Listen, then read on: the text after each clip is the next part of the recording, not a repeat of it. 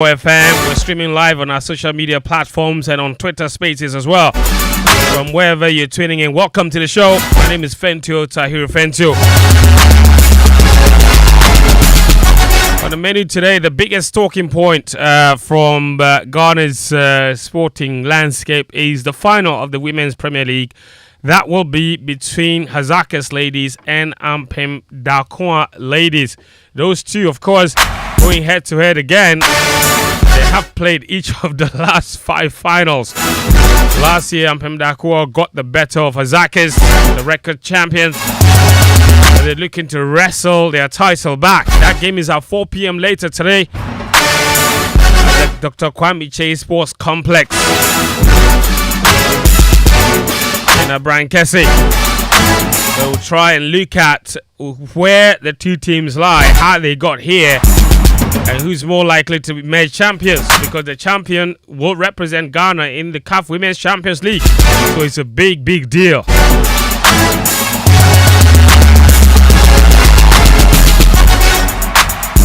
But this week is the UEFA Champions League week again. First semi-final matches, first leg matches of the semi-finals were played. 1-1 between Manchester City and Real Madrid in Madrid.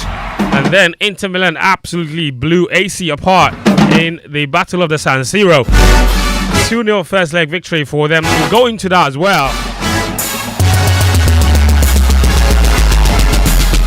So where does that leave the 4 teams going into the second leg matches next week? The Joy UCL Pub Series was on the road. Paquitos and Oliver Twist served the first versions of that pub series. Next week we are in Medina and Airport at Bayview for the Tuesday's game. And on Wednesday, of course, we will be at Honeysuckle Airport. I'll wrap up the conversation with a bit of a debate. Within the week, the whole timeline on Twitter, social media, has been awash with debate about Pep Guardiola and Sir Alex Ferguson. We are not the ones starting it, don't get me wrong. Jimmy Carragher and Gary Neville were the ones that started it. Carragher says Ferguson didn't invent anything in football. That Pep Guardiola is transformational, inspirational. He defined the way football is being played. He defined coaching. Some people even says Pep is so inspirational that he's now even defining fashion. He said coaches are now dressing like him. So whatever Pep does is inspiration. He sets the tone for others to follow. Alex Ferguson was pointing to the clock. Nobody points to the clock now. So it's like he can't set any tone. I didn't say it.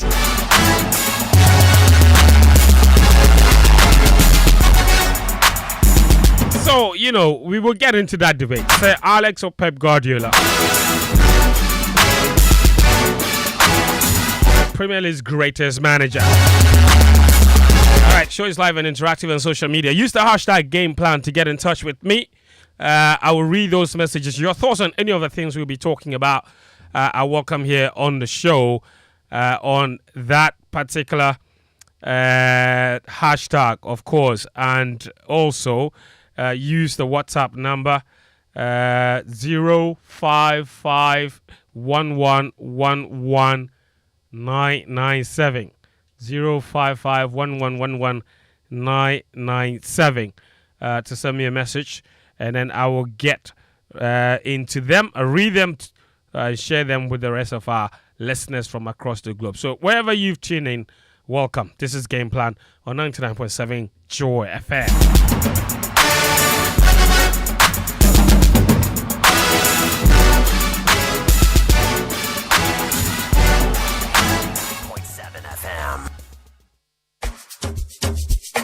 Yo, chairman, what they go on for your side? Charlie, hard times, so see. I try, sir, I go stake back for this side, sir, but I know they work. See, the also the job for this side. Oh, Charlie, yeah, wow. But why not the stake for soccer bet, eh? You say what? Soccer bet? Yes, they are back with the highest odds, bro. You for look sharp, oh. When winning is important enough, you do it when the odds are not in your favor. But with soccer bet, the odds are in your favor. Bet on the highest odds in any soccer bet shop or simply download the soccer bet mobile app and bet anywhere. With soccer bet, stand the chance to win and get your cash instantly. Soccer bet, your best bet for sports betting. This advertisement has been vetted and approved by the Gaming Commission of Ghana. Bet responsibly. Gaming can be addictive, not for persons below 18 years.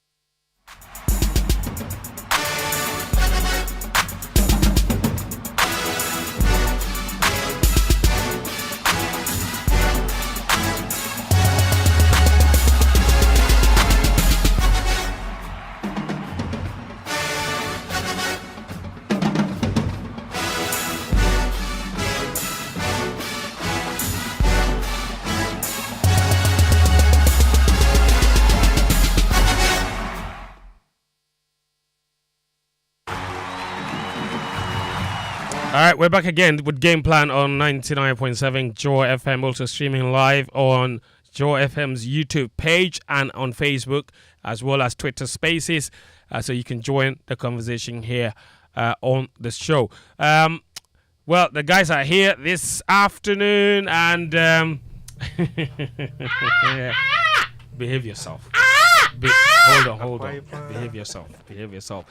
Sitsofe, Daniel, Gary, and Muftawu, Nabila. Guys, welcome to the show. Yeah, man. Are you alright?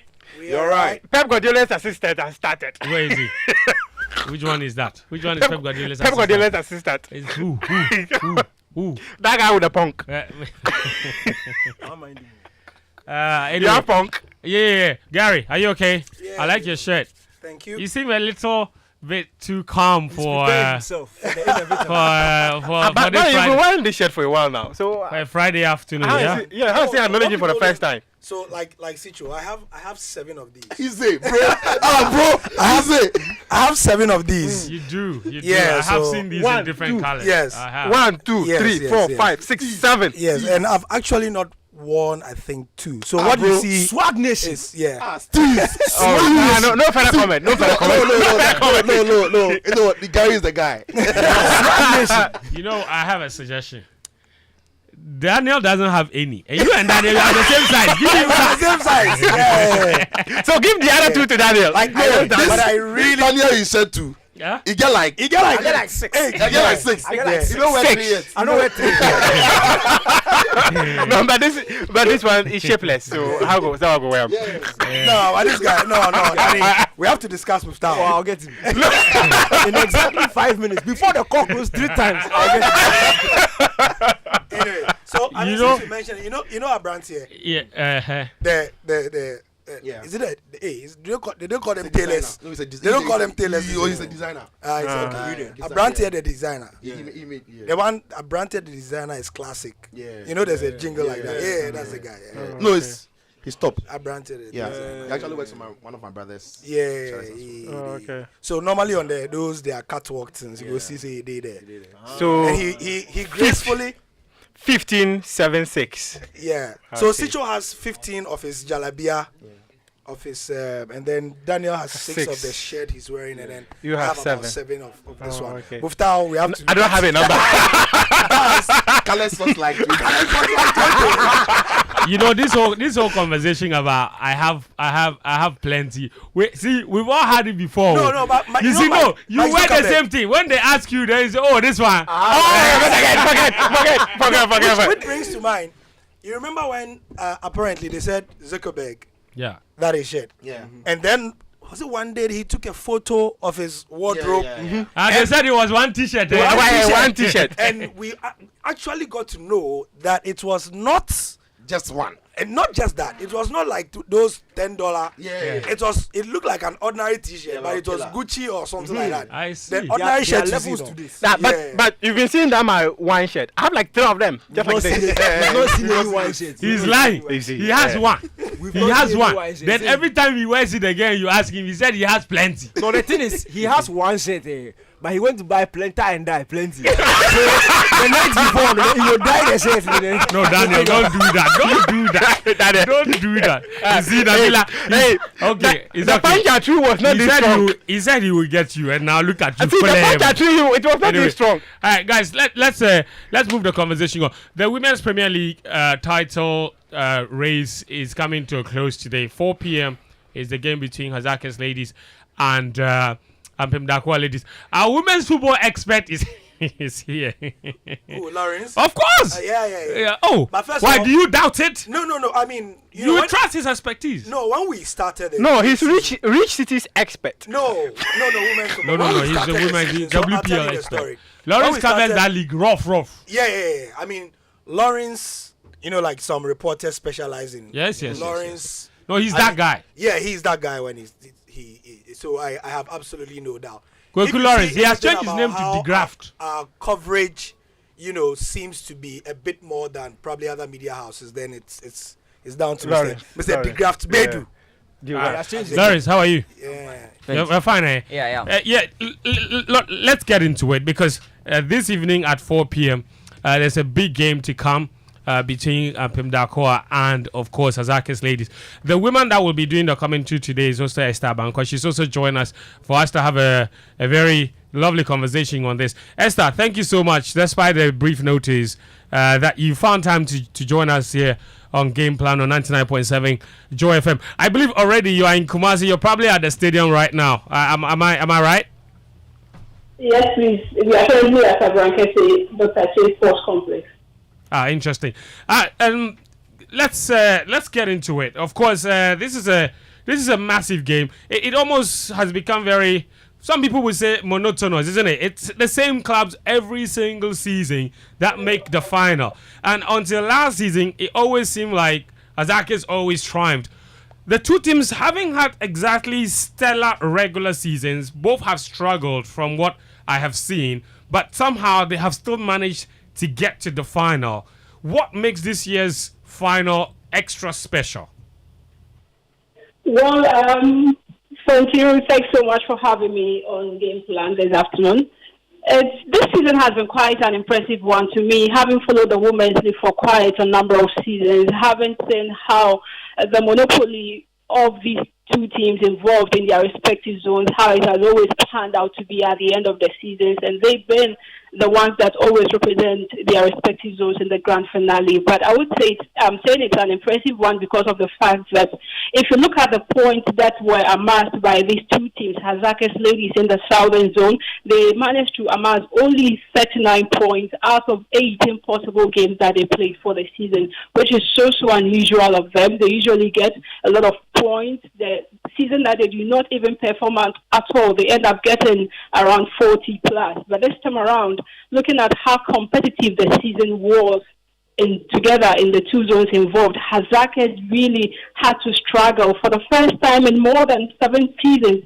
They had to decide their fate of whether they were going to be the team to represent the Southern Zone in the grand finale on the final match day when they were held to, I would say, a very fierce contest between themselves and then Fit Ladies. Because if the game that happened at the Jendu Park, if Fit Ladies had won that particular game, then for us, we might be talking about a different narrative altogether of it being Fit Ladies for us going to play against Pemdakwa, not as the regular Hazakis coming back in the grand finale. So for the competitive nature of it, it has really been in the Southern Zone, and the teams that were initially termed to be the smaller teams based on the sponsorship and the little financial support that they've had, they've made it a point to ensure that they also managed to get quite a number of players on board to beef up their squads and then ensure that they give their respective teams the competitiveness that they needed in order to ensure that we have the best representing the zone. And that is what Hazakis had to really go through,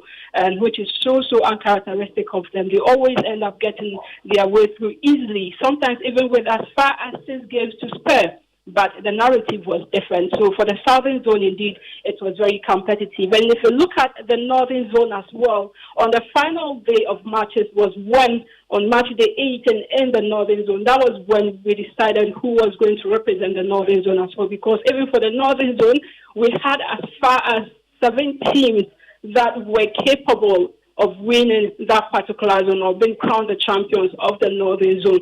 And it has to take the exploits and the experience that Pemdakwa they had in Africa through the Wafu competition that they participated, having won the title last season, in order to use that to outwit Ashtown ladies who were possible contenders on the final match day by winning by as many as 5-0.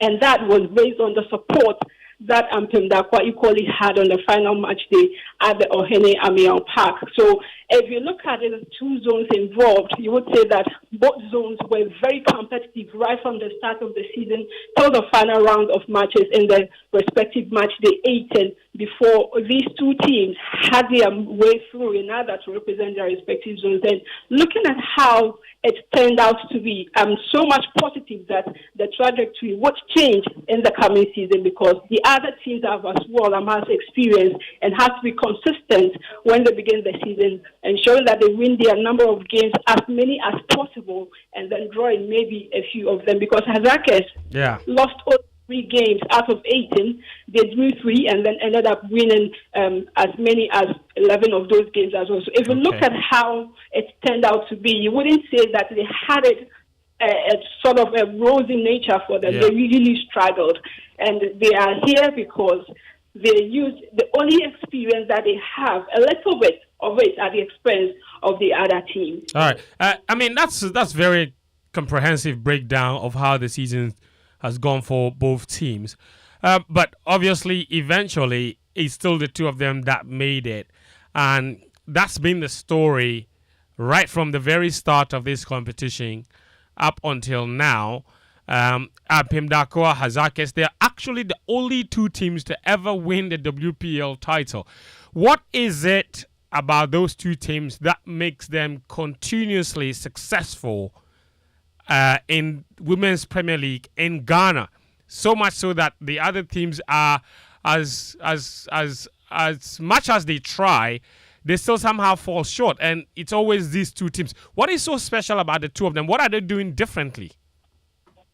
What the two teams are doing differently, one, it has to do with financial terms, because if you look at the other teams, both in the northern and in the southern zone, most of these teams are owned by individuals, and that can't really be said for Hazakes and Pemdakwa ladies, because if you look at Pemdakwa ladies, for instance, is owned by the Techiman Traditional Council, and that is where they derive their financial support from. And they equally get the massive supporters that they have in order to cheer them on in all the games that they have been playing. And, you know, in football, that is what matters. If you have the financial muscle and if you have the supporters to back you up, then that is where you are compelled to bring out your best of performance in all games that you play. And that is what, to me, has really helped them in order to strive and then make sure that they make a lot of exploits in our Women's League. But it hasn't always been. They've been the only finalists that we've had. We've seen fabulous ladies also pulling their weight at a point before they ended up so surprisingly been relegated for this season. After they were established way back in 1985 for the first time, they had to exit the top tier of the Women's League. So what they have that always makes them a bit special and then a bit ahead of the other teams, to me, I would say, as the financial support and the massive support that they have equally from their supporters. I mean, that's very interesting indeed. Ultimately, the winner of this game will not only just be champions of Ghana, that would give them a ticket to try and qualify for the CAF Women's Champions League. Last season, Pemdakwa, they represent Ghana. They fell short, didn't ultimately qualify for the competition.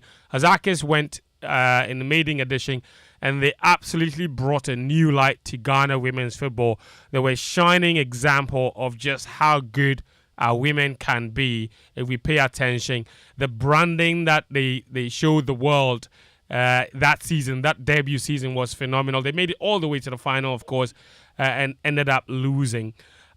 What is the expectation like from where you sit in terms of these two teams, and how much you think how far you think they can go ultimately, either of them, if they can get if they can become champions. What is your estimation of just how well they can represent Ghana this time around in the CAF Women's Champions League? Well, Tahiru, I believe that they have quite a good team, especially from their technical teams involved, which you see Bazigi for Hazakes having been with the side for the past 8 seasons. And he has the experience that it takes, and he equally knows really how to handle a female team.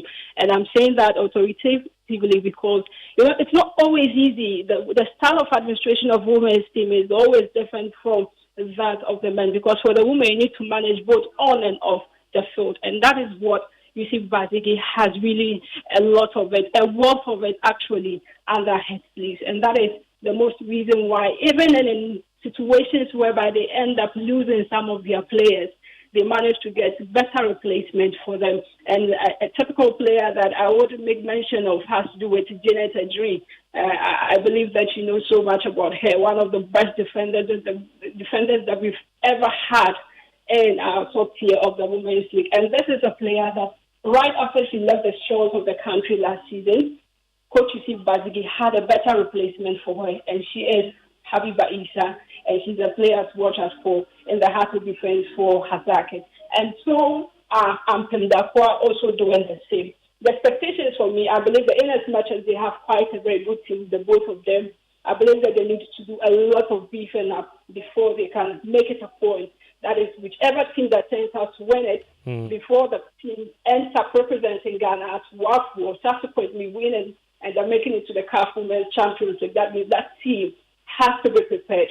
The basic and most important thing has to be that the first one is financial preparation. It has to be adequately done. And then the other one has to be with the players that they will bring on board, beefing up of their respective squads as they go to represent Ghana in these competitions. All right. I think that's pretty great stuff. Thank you so much, Esther. I know you have to go and prepare for the commentary. We'll be watching. Kickoff is at 4 p.m. And at the Kwame Chase Sports Complex, I'm sure there will be a decent crowd there to witness the ultimate of the ultimate football match in women's football in Ghana, the final of the Women's Premier League. This is a big deal. I actually do believe if our Ghana Premier League was organized in a similar manner where the winner of each zone faced each other in the final, we will always have a really big game to look forward to. But Esther, thank you so much for your time. We really appreciate it. You're welcome, please. Thanks for having me as well. All right, so Esther Bankwa is a Ghana Women's Premier League commentator. She's a sports journalist as well. Lawrence, what's happening elsewhere in the Women's Premier League? It's come to a close. Of course, we are discussing Hazake's ladies and Mpemdakwa ladies going to the final. It's not good news for some teams, is it?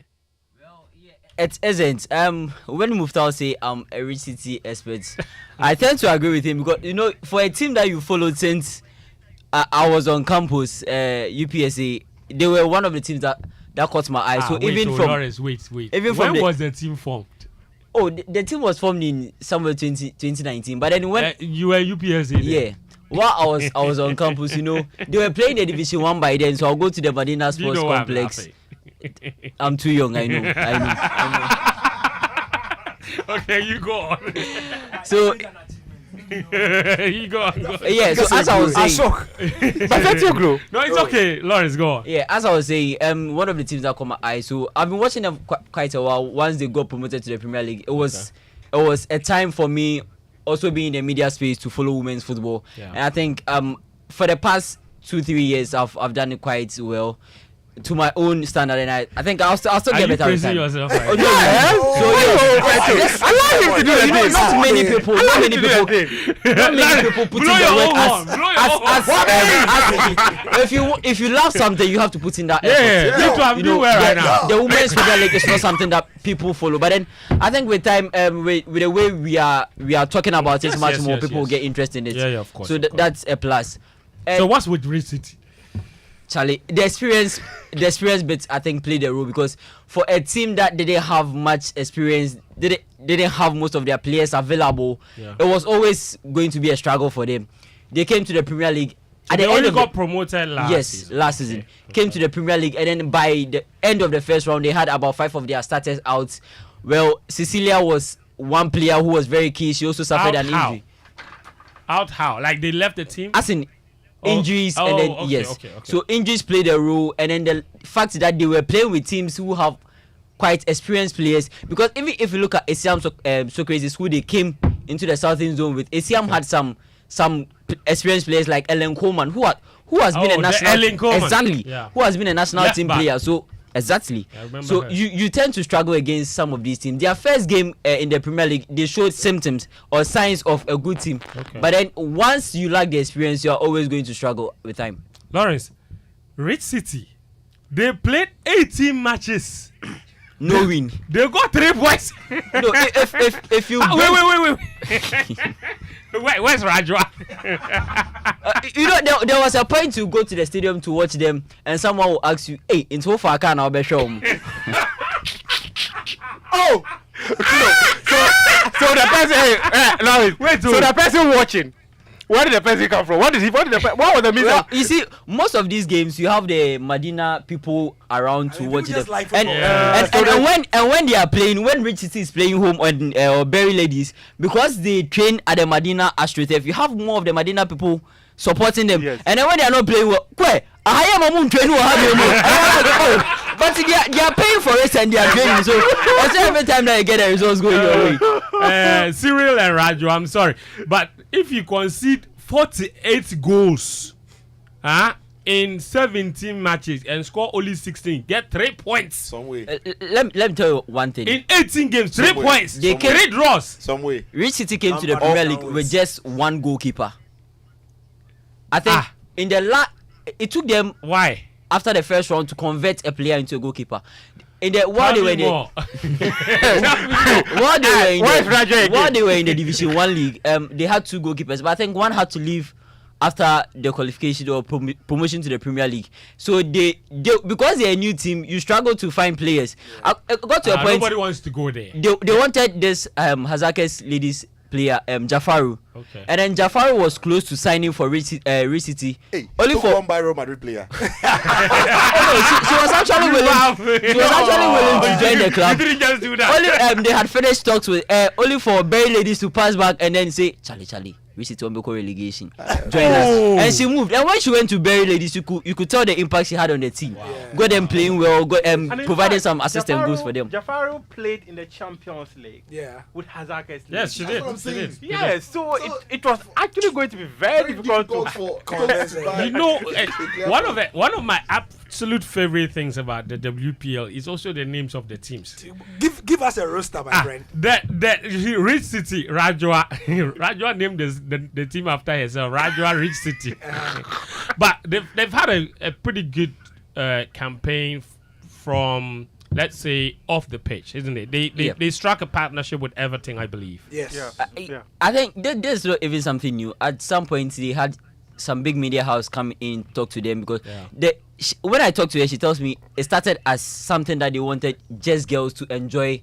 So it was for fun, for girls to enjoy their play. But it got to a point, they felt, we could give these girls something more than just playing for fun. Play in the Premier League, get your name, get yourselves out there, and then probably join some big clubs. So they were, at some point, they were even the feeder club for Berry Ladies, because Philomena Bakar, Abigail Tewia, who was once upon a time, she's still a national team goalkeeper, all came from Rich City. So you've mentioned Berry quite a few times. They look very ambitious. I know the chairperson or the owner of Berry Ladies. Yeah. She's also the deputy director, the national service. She's a very ambitious woman. She's invested a lot in this team.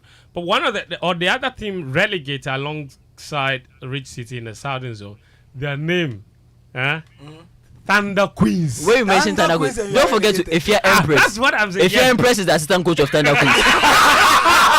Oh, come on! Wait, Empress Ifya. Yes, Empress Ifya. Relax. You mean the girl who took GIJ? Yes. To Karim's coach. Wait, Musa games. Karim's coach. Consider 25 goals in 3 matches. Don't do that. Empress Ifya is listening. If she says we are lying. But she has a license D or something. Why? No, in fact, why? Hold on. But Gary, you say the license. We know some people who also have licenses, but when they go and coach, they carry like Frank Lampard. Like Gary Neville. Talk to Frank Lampard, the guy. Never talk to them directly. Don't go through. Don't go through the No, see, Go through. I'm not going. Don't do that. I'm not going through. Don't do that. I'm not going through the because I also know. But those good against hold her. on. She's just I an also know. assistant. See, She's I just an also know a assistant. TV coach who was chased away from Ogo United. okay. I also know. It's okay. Hey, I also know DeGraff Johnson. Lawrence's uncle, DeGraff Johnson. But do you know a certain coach who gave you a name? Who? I was the one who took his slippers around. No. no, You no. know a coach who gave you a name and asked you if you have seen snow before.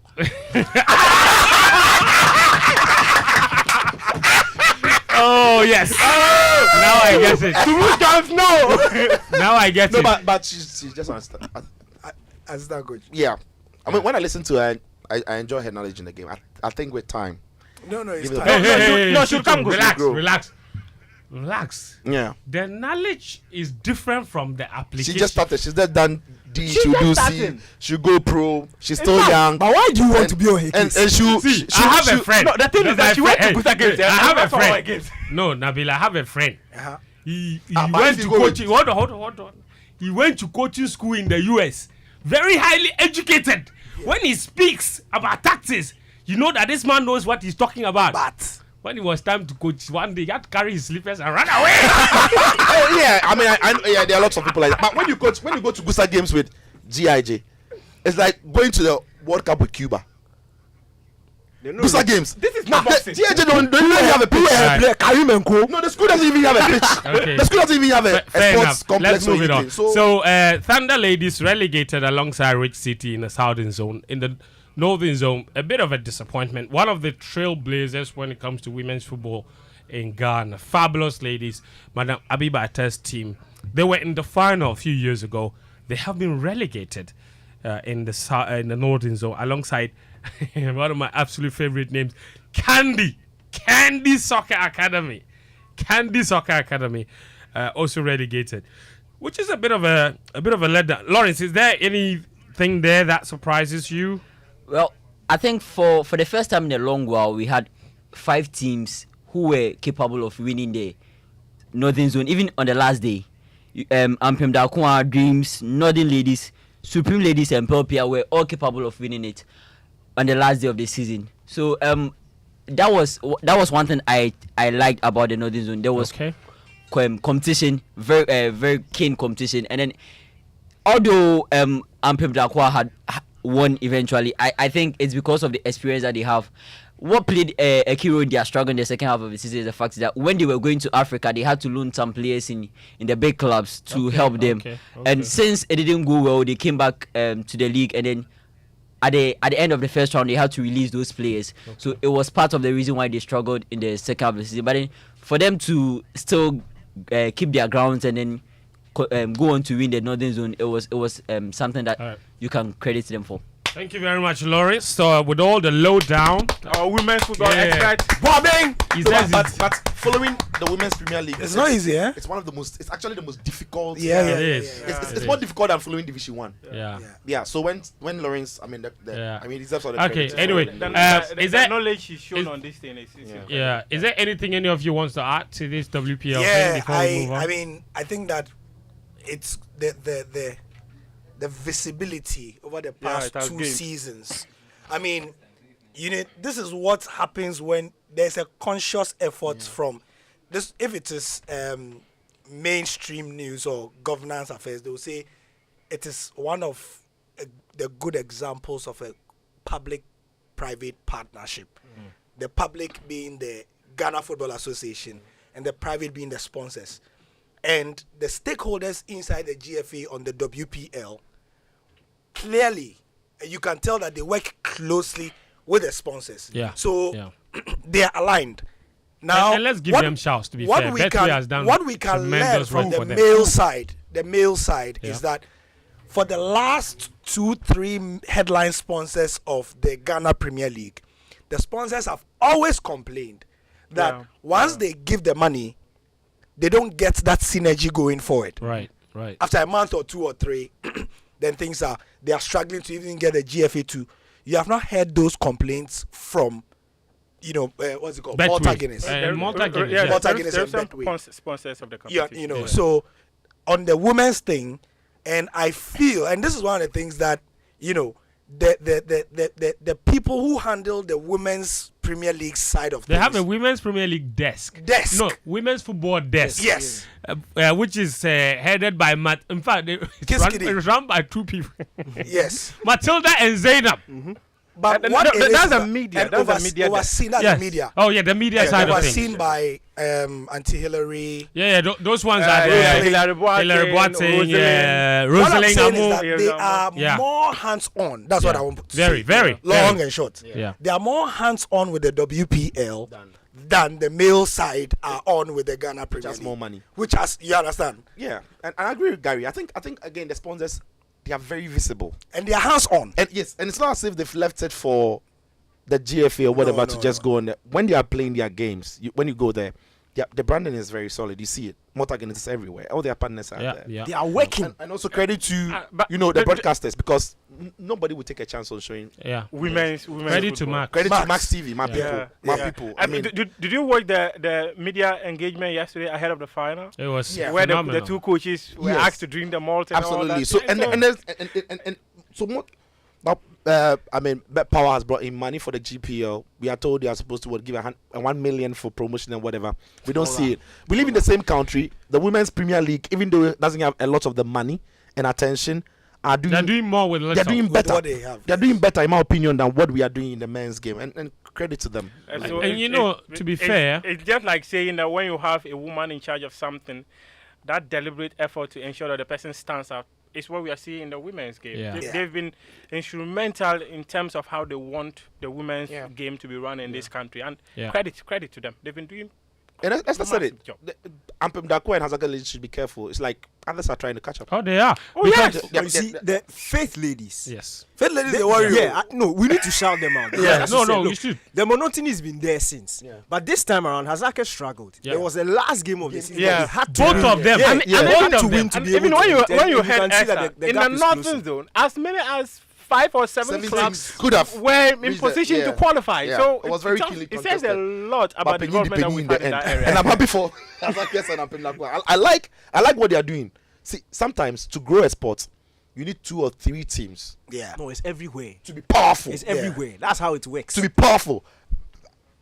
With all due respect to the other teams, if it was any other team in that final, the attention perhaps is different. Yeah. True. Yeah. So at this stage The of the rivalry women's here. at this stage of the women's Premier League, we need these 2 clubs to be as good as they can.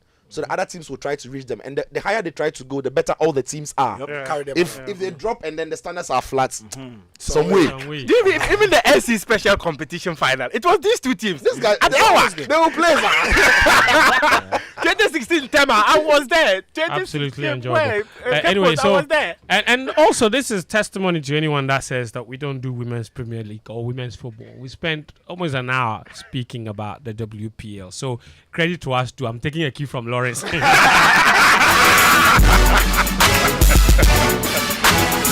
Anyway, so all the best to the 2 teams. The final is at 4 p.m. Is that Toby. Dr. Kwame Yeah. And sports the complex. one Sports other complex. thing, in fact, that's probably The FA Cup semi-final too is happening tomorrow. Yes. Yes, there. over there. Yeah. Probably the most impressive thing for me about the WPL, the women's, is the fact that they actually take time to a deliberate effort to make the game accessible. They stream every match. Yes. Oh, yeah. You know, so they stream the Max TV feed on YouTube for free Yes, for free. for everyone to have access. Credit to my It's people. unbelievable. Oh, my Have you people, my noticed that, again, if I'm circling back to where I began, the number of women or players who have started getting deals outside the country wow. Since the has Yeah. been directly proportional to the attention we are, and it's not coincidence. Yes, no, no, it's it's not work. coincidence. It's in not the work. coincidence. It's not not coincidence. Put in the work, Especially after that Hazaka's performance Yes. in the CAF Women's Champions League. But the more number of importantly, players who have left the country. teams from outside Hazaka's ladies and Ampem Dakwa Yeah. are getting deals out Yeah, there. Oh, true. yeah. That When is- they go, they don't spend 6 months and come back. They stay there. They stay there. So who are you shading? They stay there. Who are you shading? The people who are working, when their players And they go, are they stay there. winning, They and don't they are come back winning after leagues. 6 and months. they are winning leagues Maybe across. Lawrence, you need to Lawrence, start yeah. a rap of The women who are doing Ghanaian things. women players. Every Ghanaian women abroad. weekend. We will consider next season. Yes, If we'll add we it. get access to it, oh Charlie. Oh, we'll get access. No. We will. We will even spend more time on the men's game. Oh. What 6 months? What are you expecting? If you go and spend 6 months, 3 months, and you are coming back. Danny and I we are not coming down. Calm. What do you mean by that? Calm down, Lawrence. You calm Why down. you are taking that thing? Calm down. You go to I'm you down. work in I'm second down. division. I'm down. Then you go and spend 3 months there. You come back. You can't make it in Iraq second division. Do you know that? should continue Do you giving know away when time. we broadcast What do you mean? Champions League, Inter and AC or AC and Inter on Wednesday? Yeah. At the place, we wanted to Oliver Twist. Oliver Twist, 2 Ass of Oak. Yes. Ass of Oak players. Oh, I saw them there. They were watching. No, I saw the pictures. You took the picture. Yeah, I Okay. saw the pictures. They had finished their season account. I said, oh, I thought they were. They said, oh no, we are in Lebanon. And the way they were, they said, we are in Lebanon. Oh, I know them. They said we are in Lebanon. They are happy. And they said it with pride. One of those players was a big deal at House. yeah. Yes. So much so that when he left, It was a big they issue. said House will stop winning. Yes. It's true. They stopped winning. And he went to Let's go. In the Charlie, anyway, last 5 games thank of you. the season, Thank he you, was guys. instrumental for the Yeah, game. man. Yeah. Yeah, All right, anyway, thank you guys. So WPL action going down. 4 p.m. today. Hazakas ladies against Ampemda Koa. Should be exciting. But let's move the conversation on because, like I indicated, today's show is quite special. We have a debate coming up that will take place, I think, around 2:30 p.m. We're looking at the influence of Pep Guardiola compared to the influence of Sir Alex Ferguson, the Premier League's greatest managers. Where do you rank these two? Who's had the more impact, the more influence? Who is being the era-defining manager? Who is being the philosophy-defining manager? Well, in terms of absolute numbers, I think it's clear. But if you strike the average, where do you stand? Who's played the better football? Like, there's a lot of indices that you can use to measure the success of these two managers. I've pitched the guys against each other, so we'll have that debate. So stick around for that. Before that, though, a reminder: your messages are welcome on 055 1111997 055 1111997. So if you have messages regarding the WPL, I'm very interested in your thoughts. 055 1111997. lots of comments on Twitter, man. Yeah, In lots of response to comments. that question. Okay. You want to go through some of them? Yeah. Sure. I've got a message here, though, from Chief Sedu Adamu, who's listening to us all the way from Maryland in the USA. He says the Abibata and Fabulous Ladies issue is fascinating. The team has never been itself since Madame Attack joined the Exco. Sedu always with the sliding tackle. Always with a sliding tackle. Let me read the rest of his message. It says they were actually going to be relegated last season, but the GFA increased the number of teams to keep them. That is an allegation. Someone but must. it's actually true. And They're not now, But was it to keep them? and that No, we had to keep them. was it that's to the- keep them. so that's the The number allegation. was The number increased, but he so said simple. it was to keep them. That That's is the an allegation. allegation. Okay, they underline it. Okay, yes. And then he says someone must investigate what the problem has been. Interesting, Sadie. Thank you for tuning in. But Gary, let's go through those Twitter messages. Andy Abrokwa says, and you know Andy Abrokwa, right? Yes. Yeah, you know, like when you need a dictionary, right? So, Pep has been a footballing style standard since he started his managerial trade, and his signature is a cynosure. Okay. That's I don't know what that means. And his signature is a cynosure. I mean, cynosure is like that the center of attraction, right? Yeah, sort of. Anyway, Clenham says the only say in football is the GOAT. Okay. Possible Eric says Pep is by miles ahead. Sometimes we are blinded by the legends and what they did for their system and refuse to acknowledge what we have now. Pep and his system are a definition of modern football. And in response, Clenham says, sorry, you are very young in the game. Sorry. And then he says, am I? And they are going on and on and on. So Michael Bobier is tagging other people to come and join and listen to the debate. Okay. As well, Dr. Ernest Cranton says, easy response, Chief. Easy response, Cranton. But he won't say what the response is. Ernest, oh God. Aziz says, may I know what is happening to Salisu at Southampton? Thanks very much. I'm sure we'll let Sicho answer that. This one says, it says Alex and Pep belong to different eras and it can be compared. At Alex's time, he was the greatest. At Pep's time, we can compare him to someone else who is still practicing. Mike in Castle with that message. This one says, good afternoon, Fentuo and your crew. My name is Uncle Morgan, and I can confidently say Pep is miles ahead of Fergie in terms of tactics and influence. In fact, if he stays for another 6 years, Fergie's name will forever be washed away in the EPL records. That is very interesting. All right, anyway, 055 1111 997. We'll get into that debate, but you can keep those messages coming. Let's get into some Champions League action, though. On Tuesday, we witnessed two of Europe's best teams go head-to-head at the Santiago Bernabeu. Real Madrid against Manchester City. The first leg ended 1-1, decided by two fabulous strikes from Vinicius Jr. and then of course, Kevin De Bruyne. Even that in itself sparked another debate about whether Kevin De Bruyne is better than Kaká. But that's another conversation. Another conversation to be had. Disrespect to Kaká. What do you mean? Oh, Nabila. No. Let's not digress. let's not tempt But ourselves. Daniel, let me start with you. I mean, you have a habit of always rooting for Manchester City. Last I have season, a habit of always rooting for. I'm a Man City fan. What do you mean? last season, You love the right side of Manchester. last season, Daniel had the most infamous tweet in the UEFA Champions League season. The entire season, he had the most infamous tweet. They call it the curse of the commentator. Just before Rodrigo came off the bench to equalize, Daniel tweeted that, hey, Pep Guardiola, that is Pep Guardiola. You cannot can him.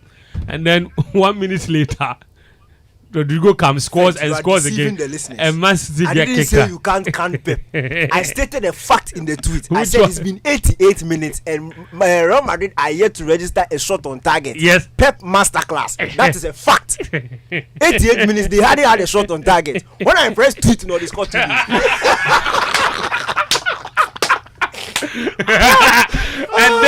and then my man had to mute the tweet because it was uncontrolled. Like it was a global meltdown. Oh, it was crazy. It was a people pylon. were going. That's the word. It was a pylon. It was. Yeah. It was crazy. But this time you're sticking your neck out again and rooting for Manchester City. They went to Madrid, got a 1-1 draw. Let's just go through the paces of that particular game. Man City, of course, they were very good in that particular match. Real Madrid, very typical of them. Moments. They got one great opportunity, scored, and actually had a moment of some good dominance, created chances, should have scored more. They didn't, get punished by Man City, and now the tie is perfectly poised. I won't talk plenty. I just need to address something that has been happening during the week. Okay. And I think it's, you see, when you are too good, and people long to see, quote unquote, your downfall, they'll take anything and then ride on it. Erling Haaland's problem on Tuesday wasn't Rudiger. Erling Haaland's problem on Tuesday was his team being basically not willing to take risks. Okay. There was a lack of supply. It wasn't Rudiger. And the numbers are there to show. Rudiger did nothing in terms, when you look at Rudiger's defensive metrics, the numbers he didn't do anything. He and Alaba, they really had nothing to do. But maybe his presence was why they were not passing to Haaland. Forget that. You can't forget it. No, forget. Because if Haaland is closely marked, why pass to him? It makes no sense. Haaland had 6 duels in the game. He won 5 out of 6. If you watch the close numbers, Were they all against Rudiger? Against the 2 centre backs, whoever he's facing, 5 out of 6. Look, when you want to make a statement of fact, okay, you need to sort of measure it against averages. So if you are going to say Haaland was marked out of the game based on the number of touches he had or based on the number of shots he had, it has to tally with what has happened in the past. Okay, if you look at Haaland's average touches per game, it's 21. So if he does 18, it is not overly below average. Do you get me? Okay. If you look at Haaland's average passes per game in this season, it's 15. So if he does 13 passes against Real Madrid, it's not overly below average. If you translate that to what Rudiger did during the game, in fact, this is Rudiger's stats and Alaba, the two centre backs. Rudiger made 0 tackles in the game, 1 interception, and 0 blocks. Alaba made 1 tackle, 0 interceptions, and 1 block. That block where he stopped Haaland's shot from going in. It was a clean goal, and he blocked it. My point is, if you are going to say Haaland was marked out, then you should see certain defensive metrics from Alaba and Rudiger higher. But the ones you just read actually means that they were defending well. Defending well means you don't have to be doing all these blocks. See, when I land, you understand. Positioning is everything. No, when you are positioned well, that means the balls were coming to Haaland, but you were intercepting. No, and he wasn't touching. No, if you're also positioned, if you're positioned between the ball and Haaland, they won't pass the ball, so they don't need to intercept. But look, then in Daddy's defense, then that will reflect in you, the defender. Exactly, it will reflect in interceptions. It will not. No, it will not. No, let me land. Let me land, then you understand where I'm coming from. If the ball is not coming to the ball, going to intercept. Let go on. You go on. Let me land, then you understand where I'm coming from. It will either reflect in interceptions, where the defender's interceptions will be higher, or when it comes to duels, the defender is winning more duels than the attacker. But if no supply is coming, which is my point, you will see that the striker hardly had touches. The defender hardly had to make any tackles or interceptions or blocks because they were just following him. Rudiger was just following him everywhere. And this was the first time we have seen a defender follow Haaland. But the difference is in those games, Manchester City are more willing to push the ball to Haaland and encourage the duels. The thing is, Haaland is athletic, he's quick, he's strong. I don't think Manchester City were afraid to give the ball to Haaland. It was a system thing. And you see, it's a respect between two teams. If you look at Man City's XG, 0.6. Real Madrid did 0.7. Both teams were not overly attacking. Both teams were not ready to open up and play. Come and let me come. No, the game was concentrated in midfield. And to translate that ball transfer that ball from midfield to attack to create a clear-cut goal scoring opportunity. It was literally moments. Nobody was willing to take that risk. So if you look at both goals from outside the box, and that's why I mentioned the XG. The 2 goals, 0.7. Both were against the it didn't even amount to 1.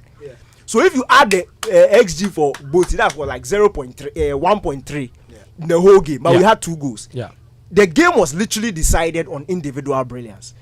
And I'm saying that if Rudiger had a very good defensive game against Haaland, we would have seen that Manchester City were trying to get the ball to Haaland and Rudiger was stopping it. Or they gave the ball to Haaland Rudiger either had more blocks, he had more interceptions, he had more tackles. That's a good job. But clearly speaking, Pep said at the end of the game, the way they set out to play didn't favor Haaland. He was always going to struggle. And you see, a similar thing can also, if you are going to go down this tangent, a similar thing can be said in the opposite direction to Benzema. Benzema was allowed to touch the ball, and that's his game. He likes to drop deep and play. Haaland, he doesn't care. He will not drop deep to midfield and touch the ball. And he has said that many times. So Benzema was allowed to pick the ball in those areas, away from the penalty area. But when he came close to the Manchester City box, that's when they closed him down. Benzema also had 3 shots on goal. 2 were blocked, 1 was saved. Haaland had 3 shots on goal. 2 were saved, 1 was blocked. Benzema shots, no danger. Haaland shots, no danger. The difference between Benzema and Haaland is Benzema had more touches, which is his game. But Manchester City were not going to assign a defender to follow him deep. They were satisfied with sitting there and watching him. So if you are saying Haaland was marked out of the game because of the touches that he had, which is normal, because of the fact that he didn't score, which is out of Haaland, or basically always scores, then you can also say the same thing about the numbers Benzema. Don't support that. Yeah, because if you look at the Manchester City defenders and the numbers that they post during the game, if you look at Kyle Walker, no, I've seen people Kyle say Walker made 6 tackles, 1 interception, 1 block. Real Madrid were trying to get the ball there to Benzema. But Ruben Diaz also 4 tackles, 2 interceptions, 1 block. They were stopping it. Manchester City isn't that were also very, no? very Isn't cautious. that also no? Isn't that also saying that Man City's defenders were busier because the Madrid attackers kept them busy, and that Rudiger and Alaba didn't have a lot of touches because it was practically impossible to get the ball there. Because the supply didn't come. That's what I'm saying. Yes, so it's not So Haaland. whose fault is that? No, you see, that is not down on Haaland. That is down on the entire team. guys behind But him. also, The Bruyne's but also, if Haaland doesn't move, how does the supply come? Did you see Haaland not moving? No, okay. So yeah, This is a No, rhetorical Situ. question. Yes, let me hear from you. you see, this is where I think numbers and stats can They be. don't very tell the different. whole story. They don't tell the entire story. Yeah. The fact that defenders don't put in blocks, interceptions, or make tackles does not mean They're not defending. that Or they're it not doing doesn't well. mean that necessarily because it was because balls were not played to the striker. The other reason could be that they were so good that the striker was never in a good position to receive those balls. That's what I said. And that is what I think I saw about the Real Madrid team. Erling Haaland, Real Madrid were not playing necessarily a very low block, but anytime Haaland was going to make a run in behind, they were matching it. So City would decline. And Danny mentioned it. They were not taking so much risk. Yeah. So City won't go long. Ederson won't go necessarily long. The Brenner won't look for the necessary through pass, because every time there was somebody, either Alaba or Rudiger, who was close to Haaland, and if you played that pass, there's almost a certainty that they would intercept it or they will be there. Unlike So they will decline. in stark contrast to the Arsenal game. Thank you. Where they decided to They can go long to him because he can because bully- they knew he that knew he will win those duels. And he will But bully because of his marker. Rudiger Yes. Okay. and sometimes his positioning, they won't even try to go to Haaland. And that is not because City didn't want to go to him. That is because they know that Haaland can be counted. So it's massive credit to the defenders. You don't always have to wait for the ball to get to Haaland before you defend. Right. Sometimes you have to stop the ball from getting to him by your positioning. And a lot of that was clear. Even when you see the one chance that Alaba went to make the interception of or block the Haaland effort. Did you see the run? Rudiger was out of the picture. Did you see Alaba's Haaland run? cleared him. Haaland cleared him, got free. Absolutely. And the pass came. Yeah, the pass came. The pass came. And Rudiger, Did you see Alaba? Alaba had to come and cover for him. Did you see Alaba's angle of the run? With that Alaba's angle of the run, this ball in the Premier League, go Man City, Haaland. That's celebrates right. Again. That's right. But because of the quality of defending Yes. by the Madrid players, it was impossible for Haaland to even touch the ball in places where he No, usually from touches the Alaba, ball. from Alaba, not Rudiger. No. So in this case, To be fair, but the to be moment fair to when- Daniel, that was Rudiger's position. No, He I was agree. nowhere to be That's what I found. said. That's what I said. Not I really in, was out of the in as picture. much as it was Rudiger's position. Yes. That is why you have two centre backs. No, but you- when see, one is out of position, the Fence. other player is always Fair available enough. to make People are that making this cover up. mistake. It's not as if Rudiger was man marking Haaland. Rudiger was sharing Haaland with Alaba throughout the game. Yeah. Throughout the game, because Haaland wasn't static anyway. He was trying to move into places where he could get other midfielders coming into the game. But the Madrid defending was so good that they couldn't even trust that they could pass the ball to Haaland. Unlike Benzema. Now here's the thing. This is where I think numbers do not do justice. When you see the City defenders, their numbers, it's almost as if they were brilliant. They were not. Benzema on the day, in my opinion, was off color. There were several balls to Benzema in the box that were bouncing off him. Like on a normal day for Benzema. Yeah, the one he was He inside that was 18-yard Look, box. anytime Benzema picked the ball up in the box Yeah. or around the edge of the box, there are about two City players who were closing him. That was instruction. No, hang on a If you go outside the box, But and he you are touching also the did ball. no. He I also don't had a know. couple No, of I'm coming. miscontrol balls. Yes. So Haaland didn't miscontrol. No, It's not no, in the box. Oh, Haaland, he he didn't did miscontrol. it. He Okay, controlled well. Benzema miscontrol. But in fact, And you see, so you see, the Benzema had. There was a moment where Vinicius Junior played the ball. to yeah, I Tahiru, remember that. And for a player of his quality, a better control, and like nobody would get close to him before he shoots the ball. But he poorly controlled the ball. City came and they cleared it, so it will count as clearance by the defender. Yeah. So he shouldn't clear. No, he will clear. But it's for the sake of that you is see, it. then Behave yourself. there's another moment where they pass the ball to him. Benzema controlled the ball, went to hit his arm, and John Stones. So It's not Bebre. some way. But that one too is part of the closing. It's part of the okay. pressure. If I'm putting pressure Fair on you, you enough. don't have the time. I agree. Sitcho, But what I'm Sitcho. saying then is Real Madrid were able to find Benzema in better positions than City could for Haaland. That is true. Where does that leave us for the return leg You in let me tell Manchester? you, this one simple statement. Go on. The mouth you are making. In fact, let me stand. Hey, sit The down. mouth you are making. Unless you lift the And microphone. I've seen all the articles. I've seen them plenty. Okay. Rudiger should go and try that thing at Etihad. Go The and follow man Haaland. marking. Oh, feel free. Go and follow him. You can't watch this game and tell me that you didn't see that Manchester City were not ready to be expansive. They were very cautious. Yes. At Etihad, and this is the last statement in Pep's this one. He said, when we go home, we will need the people to support us. When he says that, you know it's over. See, go and try that thing at Etihad and say you will follow Haaland. Oh, feel free and follow him. Feel free and follow him. Go and ask. No. But if he follows him, what will happen? But actually, if Should I tell you what will happen? If he follows him, what Should will I tell you happen? what will happen? He followed him, nothing happened. If he I goes tell you and what will follow him, happen? what will But happen? you see, the thing is, a lot will happen. even in the second leg, in my opinion, Yeah. I think Carlo might be tempted to play Eda Militao, Rudiger, and Alaba as left back. Maybe Yeah. Camavinga comes into the middle of the park. Valverde goes to replace Rodrigo. So Madrid will have those central. So they'll be more compact. They'll be more compact. Because do you know see, why? the thing is, No. no. Respect. It's not fair. It's sense. Repeat It's sense. the same lineup. It's home sense. No, it's not. Repeat the same lineup that you did at the Why? Why should he do that? But you marked out Haaland. You did it. So do it again. Why would you change it? Even after watching, Daniel. Hold on. After watching the first leg, the reason why I think Sitsofe, Carlo finish would up. do that. Yes. The reason why I think Carlo would do that is Yes. because the game is perfectly poised for the threats Madrid can pose to City, as we saw even at Bernabeu. At Bernabeu, City were not taking the risks that you thought you would take. True. At Etihad, they probably will. And if they do that, nobody stops Vinicius Jr. Nobody stops Benzema on his day. Nobody stops Eddie Valverde when he's galloping. Real Madrid have got crazy careers of the ball. City don't have that.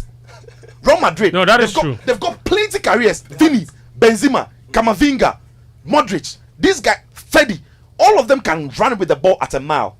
And if City are going to be expansive as Danny is, And they must be because they have to score. perfectly. They don't have to. It's 1-1. It goes to extra. It goes to penalty. Don't think Somebody of the has future. to win. Yes. So, but City don't have to go into the game thinking that they are at home. So they have to take the initiative. That would be naive. The game is still poised for anybody to win. Yeah. City must win, but Real Madrid too must win. So don't take it as though you're at Etihad. So it's on you to go and open up against Madrid. They will kill you. So I think Pep, as well as he was careful at the Bernabeu, he will again be very careful in the second leg. He Okay. will not entertain that I'm at home, so let me open up and hey, Real Madrid, they'll eat you good. So, I wanted to hold on, Daniel. You both said it's a working system, Wait. and you are praising the system that worked. So why are you suggesting that we'll go and change it at the it's Etihad? coaching, why not? Because you know what is going to No. happen. It's coaching. Daniel. Coaches Daniel. are dynamic. Coaches are This is not dynamic. correct, They can Daniel. No. Okay. There's no Let's- coach anywhere who is Nabila. static after watching the first level. It never happens. Nabila. If you are the manager, If you will not also do that. successfully man-mark a Muftawu. player who has scored 50 goals this season, Okay. why will you suggest changing a system in the second leg? Why won't you go and repeat the same Okay. thing? Why would I repeat that? Because it worked. Or Nabila, it didn't work. Nabila, how do you think that second leg is gonna go? Well, half, we got 2.5. based on what Daniel is saying, and then what Sitcho also said, I do foresee Carlo Ancelotti trying to make changes, but if he does that, what it will mean is that Pep Guardiola too will try to switch up, and I'm not sure there's going to Real Madrid will go man marking Erling Haaland again. If that happens, Pep will definitely switch up. He'll just tell them, okay, I bet they're man marking him. You stay there. Let them keep him whilst others go and do the job for us. So I do not think that they will go out there trying to man mark Erling Haaland again. That's going to be very disastrous for Real Madrid to try and do. But what I think that they will try doing is that they will try change personnel and keep the middle of the pack very compact and allow the pacey players like Vinicius and Valverde to try and then run them at the wings. And if they are able to do that successfully and get the balls into the box, they have a man who is very clinical in front of that goal. And Benzema, when balls get to him inside that area, you are expecting him to score, and that I think is going to be the threat for Manchester City. Right. Interesting.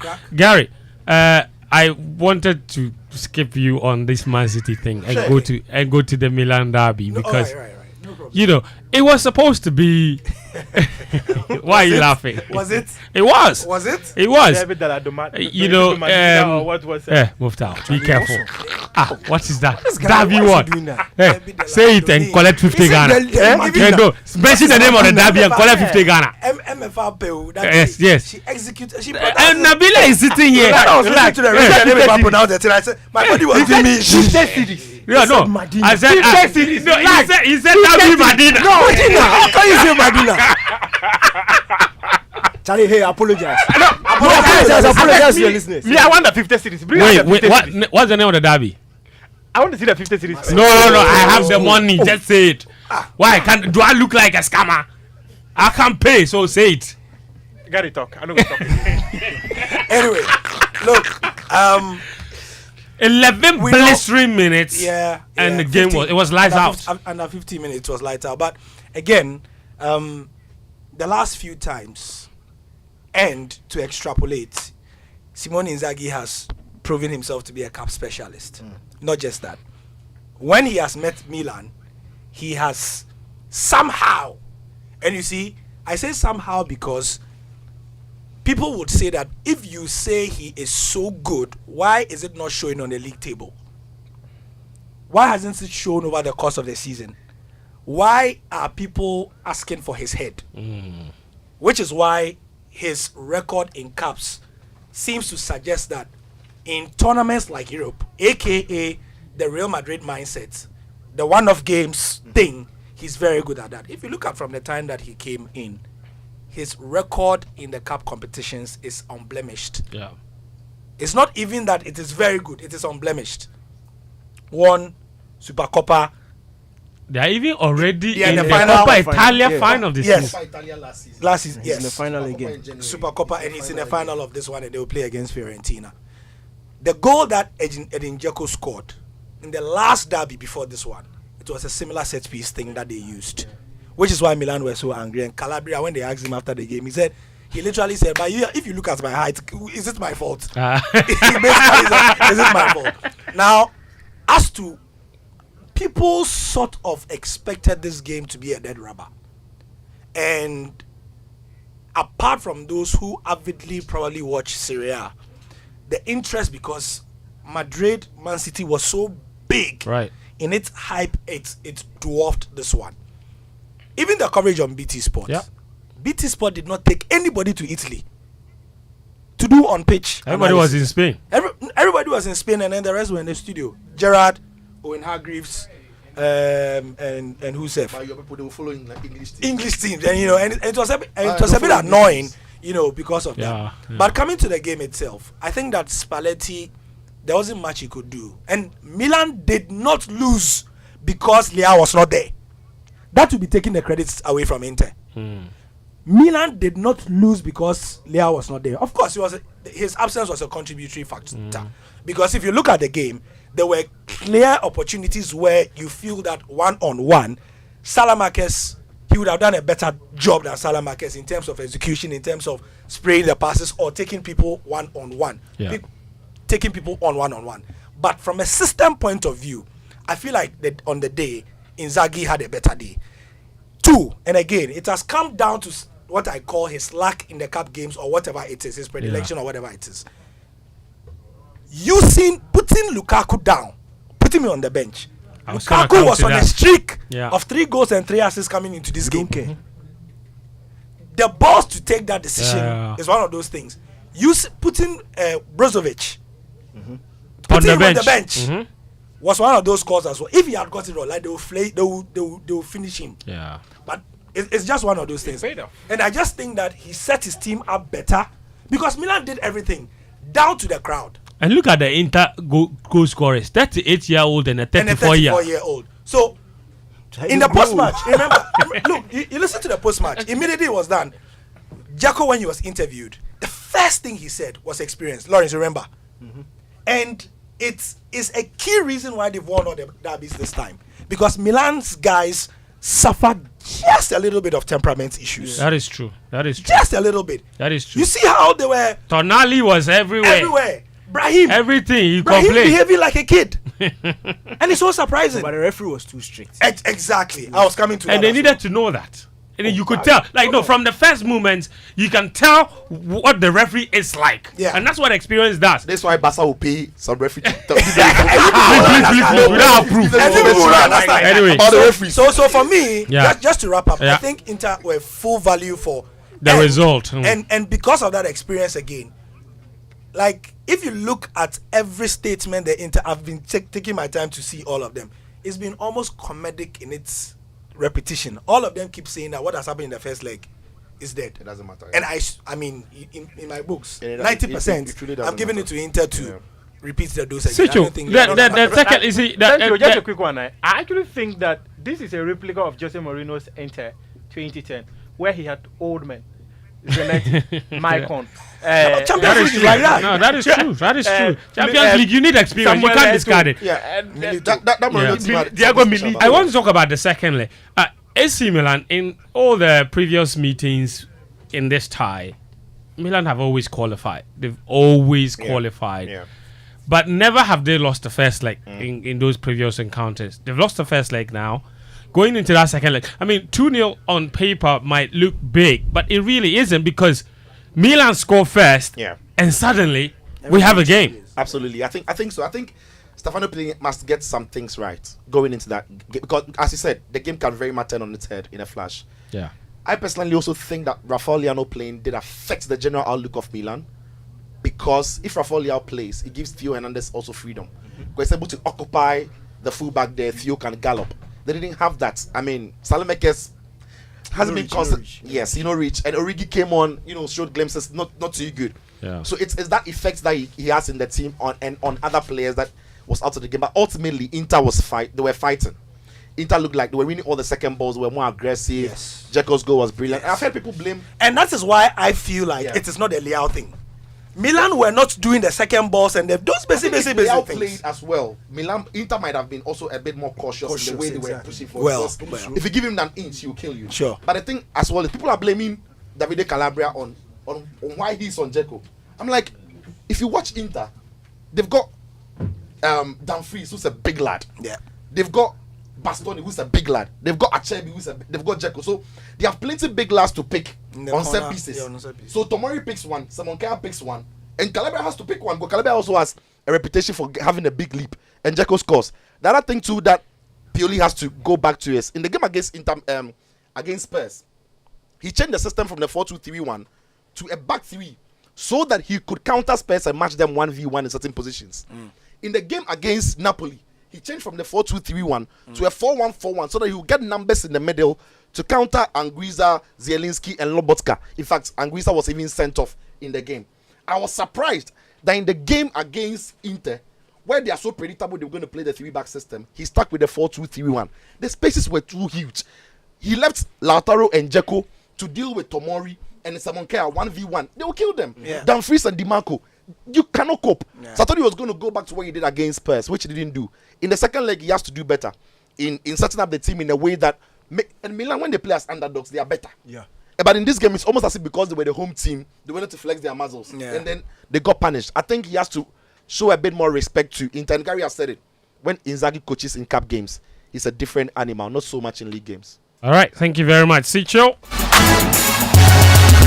This is Gameplan on 99.7 Joy FM. What we will do right now is take a very, very short commercial break. When we come back, we have a debate coming up. Pep Guardiola versus Sir Alex Ferguson. The guys are ready, and so am I. I'm very, very interested in what the comments are and what they have to say. But do stick around. Joy 99.7 FM. The system has nothing on her. Those in power fear what she can do. She is Madame, and she is coming. On one hand, she's a humanitarian, and on the other, she's using them to seduce men in power for favors. Madame is a new drama series that explores the evils of an uncontrolled system where young women are exploited. Premiering Monday, 8th May at 8 p.m. on Aquaba Magic, DST Channel 150 and Go TV Channel 102. Stay connected on Star 759 Harsh. Get yourself a brand new NASCO television for 1,049 Ghana cedis. It is on. It is on. The champions of special offers, discounts, and free gifts are back again. Choose NASCO.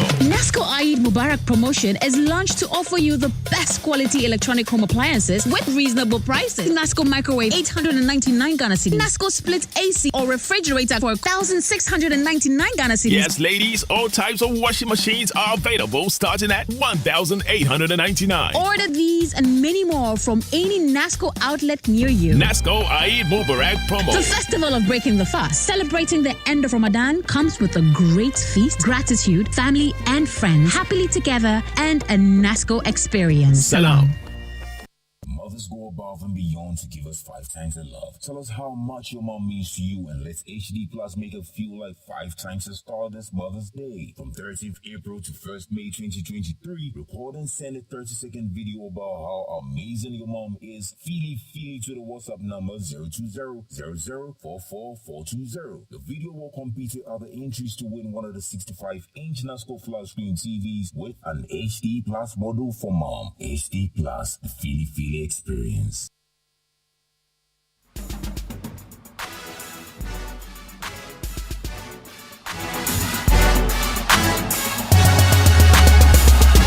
right, welcome back. This is Gameplan on 99.7 Joy FM. Mother's Day is tomorrow. Are you equal to all mothers out there? Your role can never be overemphasized. Mothers are God's most special gifts to mankind, and even more special are the moms who are raising children with special needs. This year, Joy 99.7 FM is celebrating mothers raising children with special needs in our promotion dubbed Super Mom. If you know any such Super Mom, if you do, please share their story with us. That very daunting task of raising a child with special need. In fact, the mothers can personally share their stories with us as well. All entries must be sent to 055 1111997. With the support of our sponsors, we will celebrate 10 of these super moms this Mother's Day. Our super mom promotion is brought to you by Fortune Rise. Always on point, just like mom. Fried toast, sunflower oil. You deserve a life of goodness. Zigzag Fashion Accessories, Accra Mall, your best choice for elegance and style. The Bad Beach Hotel, first choice. Woodin, Gary, what's the Woodin one? Le Crater, right? Yeah, thank you. And Less Fortune Limited, luxuriously perfect, and Sonotech Ghana, your total health partner for life. And Caveman Watches, be remembered. Alright, we just got some breaking news story coming in now. We're getting an update on Ghana's campaign to secure an IMF bailout. Let's cross to the Joy News studios for the update. IMF. In October 2022, the IMF gave Ghana a staff-level agreement. The next step is to be a board-level agreement, at which point Ghana will be able to access $3 billion of balance of payments support. This latest news from the Paris Club means there are no further impediments to the IMF's consideration of Ghana for a bailout. George Viafe from Joy Business joins us with more detail. George, this just came in this afternoon. Give us details of what this actually means. So let's first start with the financial assurance, and that is the Paris Club made up of our traditional bilateral creditors. And Kojo, one interesting thing that many were looking forward to was whether China was going to be part of this whole creditor committee or not. Now, they are not just part of it, but they are co-chairing with Paris or France in terms of being chairing of this committee.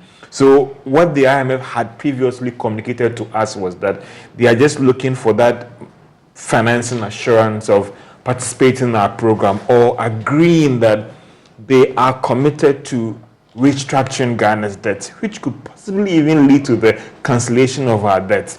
And that was what the IMF said. We are waiting for that. It wasn't just a communication. It could be in the form of a letter or a memorandum of understanding, which they have jointly issued at the end of their first official meeting that they had just today. And apparently, just when we were trying to put our notes together, the IMF managing director has also issued a statement giving more details about what this actually means. And Kojo, if you go through, you see that it's even already on our screen, and in terms of more details about what this means and all the rest, in terms of what she's trying to give the much details as well as with respect to this program, Kojo. So it includes a quote from Ms. Kristalina Georgieva, who is the managing director of the IMF. Here's the quote. It says, "I welcome the statement from the official creditor committee for Ghana on the importance of an IMF-supported economic program, together with its commitment to negotiate debt restructuring terms accordingly.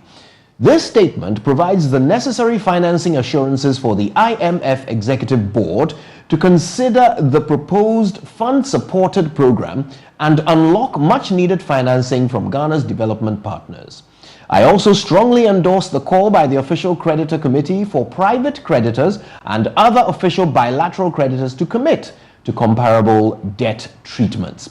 The Creditor Committee's action recognizes the Ghanaian authorities' strong reform program, which aims to restore macroeconomic stability and debt sustainability while laying the foundation for an inclusive recovery.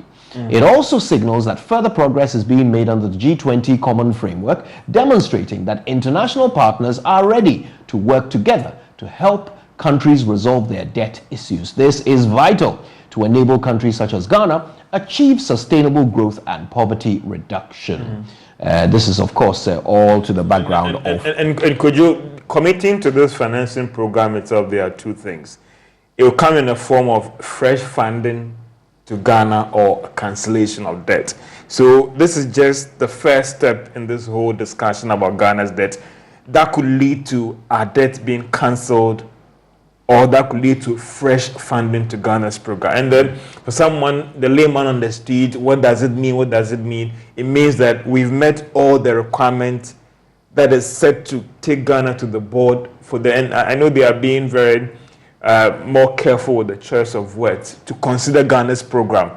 The date we were initially picking was that it could happen on Tuesday, it could happen on Wednesday, and consider Ghana's program and get Ghana's program approved. And Kojo, studying the fund and even engaging those who have knowledge about this whole transactions, that it could happen that if the program is approved today, the disbursement could come in the next 2 or 3 days to the account of the Bank of Ghana. Don't forget that the 3 billion that is coming is supposed to go directly to the Bank of Ghana to support Ghana's balance of payment needs. So it's not meant for Ghana to spend as in consumption and ensure that we have enough dollar reserves to finance imports and all the rest. The World Bank is going to come on board additional funding to support other projects that have been identified in our budget as well, Kojo. Yeah, the two options being considered by the Paris Club, as you described, are either to forgive debt or to provide us with additional funding. They made some very, very important statements in there, as well as bringing private creditors also on board. Absolutely. And that could be our Eurobond holders as well, whether they will agree to possibly restructuring the debt or cancellation of our debt, Kojo. At the moment, a large portion of our revenue is spent on debt servicing. So any kind of debt forgiveness would be the releasing of a burden on Ghana's government. Does Ghana have to do anything at this point, or are they still supposed to? Are we still supposed to simply wait, sit on our hands, and see how this process? I think that right now, if you are in government, it's more fingers crossed. Listen, Kojo, I mean, the official statements are coming just to confirm what has already transpired. In terms of documentation, we understand that everything has been done for it to be presented to the IMF board. What some will say is that they will now be pushing for an official date. Even though Ghana, as of 2 weeks ago, there wasn't an official date. What we picked up was that they were working towards the 17th of May. Now, if you look at the IMF schedule, some will say that was supposed to be either Togo and Luxembourg, I understand. But my understanding was that if it gets critical, Ghana could be added, or a country could be taken out and Ghana put in. So what it means, and could you listen, I mean, it could tell you from the statement that the IMF MD issued right now, means that this was not just done today. I mean, when the Paris Club just came out with their statement, the MD also issued the statement. It means that certain things have been done behind the scenes, just waiting to tick the box for us to get our program considered, Kojo.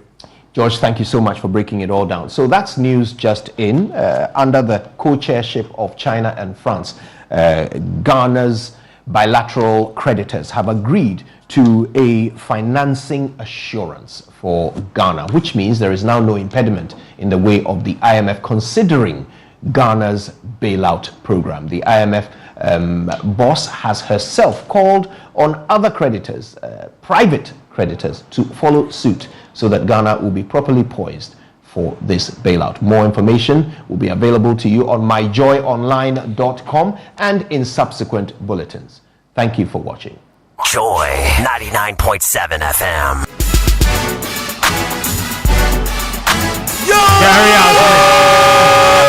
Carry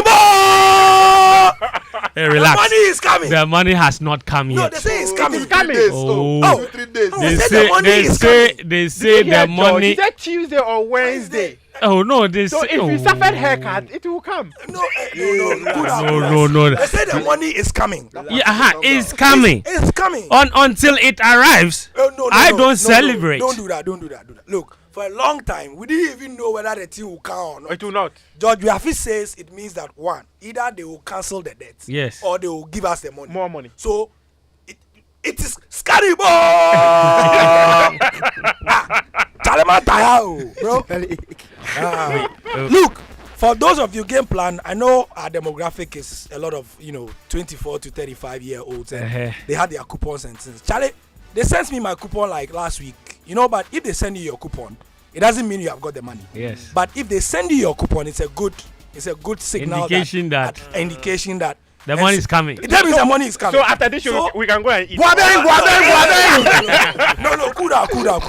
You see, as for the coupon, cool down, Nabila. Don't go and fast on Gary's coupon. If you see a coupon, you can't eat like that. You have to. Anyway. Well, that's that. Anyway, so good news, I guess. So we'll take it. We'll take it. But this year, the Event Factory presents the Mother's Day Lunch and Bloom. Activities include a 3-course lunch buffet, a fresh flower bar, flower arrangements, a kiddie area, vase modeling, and so much more. The date is Saturday, 13th May 2023 at 11 a.m. That's tomorrow. Eden Garden is the venue, Airport Residential Area, 28 Agostino Nato Road, opposite Cafela Crest. For tickets and information, just call 020-965-0627 or 0201-521-686. You can also visit Empress Scott and Events Factory GH for more details. At Empress Scott or at Events Factory GH for more details. Let's all come together and celebrate the women who make a difference. Did you say it on the 13th, right? In our lives. Yeah, that's tomorrow. That's tomorrow. Now, tomorrow as well, okay. The Cheche Bar. Yeah. You can join DJ Black at the hottest spot in East Legal. The Cheche Hotel and Restaurant is located on the Abochi Street. And it's where the music never stops. So you can come and enjoy good music tomorrow, the 13th of May, with a DJ who knows how to rock the crowd. That's DJ Black. And it's starting at 9 p.m. till midnight with free entry for all. Cheche Bar. Free entry. Cheche Bar and restaurant and hotel, 9 p.m. till midnight, free entry for all. For enquiries, you can call 050-403-7983 or 0531 543-094. Don't miss it. All right. Sicho? Yeah. So, Pentecost Hour is a religious broadcast program sponsored by the Church of Pentecost. Your people. Comes your way with the chairman of the Church of Pentecost, Apostle Eric Namiche, on Joy 99.7 FM at 1:30 p.m. every Sunday. Tune in every Sunday at 1:30 p.m. as Apostle Namiche brings you live transforming truth that nourishes the soul, ignites passion, and restores hope in the nations. The Church of Pentecost, we are possessing the nations for the Lord. That's right. See how he smiled for top. Your Sunday night just got more exciting. It's a real deal. It's official. Cues and lyrics. Cues and lyrics. Yes. It's a music competition show that aims at unearthing music potential in contestants, while also providing Joy Prime's cherished viewers with the ultimate entertainment. Watch the 12 budding musicians as they journey to stardom. Don't miss out on the experience every Sunday at 8:30 p.m. only on Joy Prime. Cues and Lyrics is produced by Joy Prime and powered by Hits FM. Cues and Lyrics, bring on the music. Joy Prime, the ultimate. Did you say on Sunday night? Yes. On Sunday night. Now, on Sunday, let me tell you, from now till Sunday, right? Okay. Your beautiful mother, who is an epitome of grace, strength, and unconditional love, can get something from you from now till Sunday, the 14th of May. Visit any Woodin retail shops and partner shops and get your mom a range of beautiful fabrics and stylish ladies wear to complement her unique style. So you can celebrate your mom with Woodin, receive a gift of a beautiful tote bag to make her day unforgettable. Now, where can you get Woodin shops? Accra Mall, ANC Mall, Junction Mall, Osuoxo Street, High Street, City Car Park Building, Legon City Mall, H&M Mall in Adenta. In Kumasi as well, Woodin is there at the Kumasi City Mall, the SG Mall, and at Edum Unicorn House. In Cape Coast, at the PAT building near Kingsway. In Takoradi, Woodin can be located near the Market Circle in Koforidua, in the Antarctic Plaza building, and in the PAT building in Sunyai. TNCs apply. Woodin Lake Creator. And if Woodin is not enough, add a water tank. Water tank. The ultimate tank for water storage by Duraplast Limited. It comes with an optional water indicator that lets you know exactly how much water you have in your water tank. It's not only beautiful, but it's also designed to carry accurate volumes of water. If it's 5,000 liters, then it's 5,000 liters. Of course, it's very durable and available in various sizes. So get yourself or your mother a water tank today from Duraplast. Water tank, what a tank. Remember, where Duraplast goes, water flows. Muftawu. And did you know you can pause and reverse live TV on your HD Plus decoder at no extra fee? Simply connect a USB flash drive with a capacity of 4 gigabyte or more to your HD Plus decoder and have control over your TV viewing.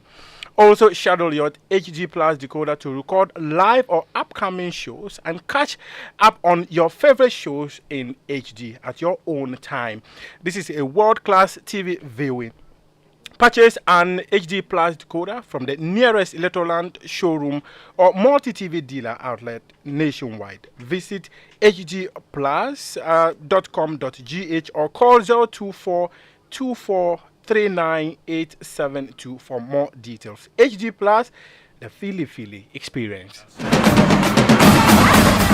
Okay, and the Sanotech Medical Center is a legally registered, privately owned Ghanaian company offering 24 hours clinical and medical diagnostic imaging services using modern facilities since 2012.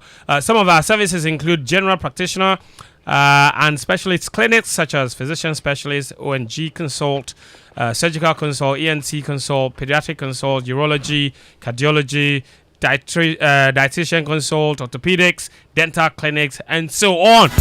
Medical diagnosis services such as ultrasound, 2D, 3D, 4D, MRI scan, CT scan, digital X-ray, dental X-ray, fluoroscopy, radiology interventions, echocardiogram, echocardiogram, EEG, that's what it is, mammogram, endoscopy, ECG, laboratory services, including COVID-19 testing and pharmacy. They do a lot. So if you have any health challenges whatsoever, that's where you should go. They have a branch at Osu Oxford Street Mall, Tema Community 9, and inside West Hills Mall on the Weja Kasua Road. The slogan is your total health partner for life. Hotline, just call them 0242 439467 or visit them on social media. Sonatech on Twitter, on Facebook, of course, and on Twitter and Instagram is Sonatech GH.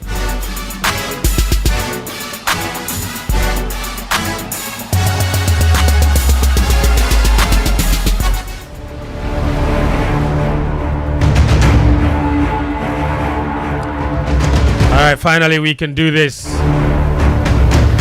Of course, Gary, what's left? Yeah. So, sorry, quick one. Are you still in doubt if there's a phenomenal interior design and furnishing company in Ghana that offers 7-star interior design services? Mindful of the current economic challenges, look no further than Lesh Fortune Limited. Lesh Fortune Limited.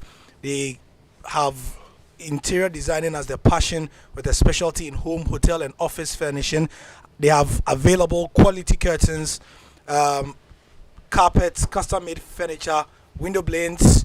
Lesh Fortune Limited is the best curtain maker in town. You can find them at plot 50, Otu Ajin Road, Kotobabi, Spintex. Contact Lesh 0244 265 588. That's 0244 265 588 or 0302 811163. 0302 811163. Lesh Fortune Limited, luxuriously perfect. All right, thank you very much, Gary. We have promoted this debate quite a lot, and now we literally are out of time. Thanks to, and you guys are happy because you got IMF money coming. So I guess you're probably happier. You can take. Yeah, but I'm sure if we spoke to the producers, they'll give us some. Yeah, they will not. Lexus is standing by. He's going to kill us. Because we obviously. You are referring to the tennis specialist. We had dedicated 30 minutes to this debate, and then IMF came. And then we can't say no to money. We can't say no. When money talks, we can't say no to money. But it's a debate that will not expire. So you know what I'm gonna do? I'm just gonna take like maybe 60 seconds from both sides and then spice it up, and then we'll come back to this topic because obviously we don't have enough time to really go into this. I've got messages as well. I just read them, but I want a taste. So Daniel Koranteng and Gary Al Smith. Well, Daniel Koranteng and Muftawu and Nabila are on one side of that argument. They say Pep Guardiola is the greatest manager in the Premier League history. Sitsofe and Gary Al Smith are on one side, and they're saying that cannot be true. Certainly, it has to be Sir Alex Ferguson. That is the greatest manager in the Premier League history. Daniel, you don't have a lot of time, but just tell us, opening statements, why you think this is the case. Why is it that you think Pep Guardiola is the greatest manager in the Premier League? Hello, thank you for your question. Good afternoon to your listeners. Charlie, look, I love Sir Alex Ferguson. I love him. He's the reason why we all support the Man United fans all support Man United. But that aside, look, let me just say this before we continue next week. Yes. When they met, that was Sir Alex Ferguson's greatest ever team, according to most Man United fans. He himself. That was his greatest ever team. 29, he met Pep, who was in his first year of management, first year student too, NSS boy. He met him with his greatest team, outplayed him in a Champions League final, destroyed him 2-0. And remember, Sir Alex Ferguson had the reigning Ballon d'Or winner in his team, Cristiano Ronaldo. And Kusiaga, he no do anything. They shape him. He met him again 2 years later. He gave it to him again. And he was chewing gum without he was chewing. And his hands were shaking. No, then he the popo. The cat and the beat him to that. He the popo. So boss, all the other things aside, if you are putting their management career together, even when they met, when you saw me face to face, Oga, I'll lash you. Sitcho, that's it. Daniel has taken the first bite. It's like Danny is setting his own questions because the thing you said and what Danny is saying, you're asking who is there. No, this one is a teaser. Yeah, it's a teaser. It's just a teaser. He's just giving you an idea. Give me teaser. Okay. Sir Alex Ferguson, when people hear his name, the only thing they know is Manchester United. Yes. He didn't start his coaching from Man U. He started his coaching from Aberdeen. Aberdeen have won 6 Scottish titles. Ferguson won 4 out of those 6. They don't win leagues. Before he won the one that he won for them, it was about 20 years they don't won anything. He did it. He won the Scottish Cup. So Aberdeen's history is defined by Ferguson. No, Aberdeen is before Ferguson. And after Ferguson. Aberdeen is Ferguson. He won in Europe twice, beating Real Madrid in the Cup Winners' Cup to win it. Do you know what Cup Winners' Cup is? All the leagues in Europe, those who won their cups, FA Cup, Coppa Italia, Coppa del Rey, Pokal, they meet and they play in Europe. Ferguson won it, beating Real Madrid to it. But Aberdeen, he didn't need any club to pay referees.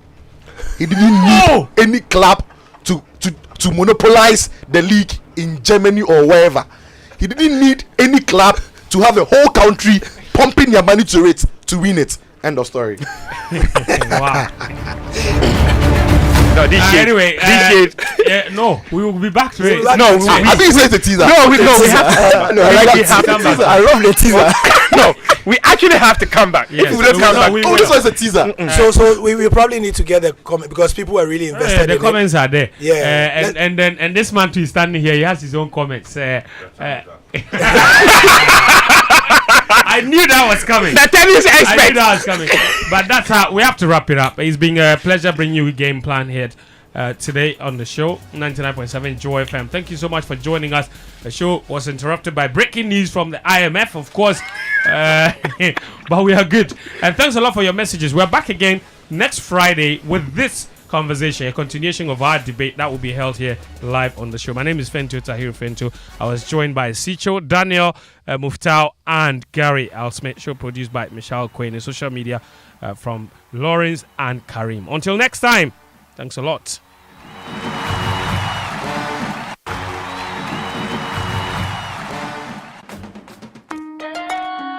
Son, we are so proud of you for setting up this hospital. I really love those hospital beds and waiting chairs. By the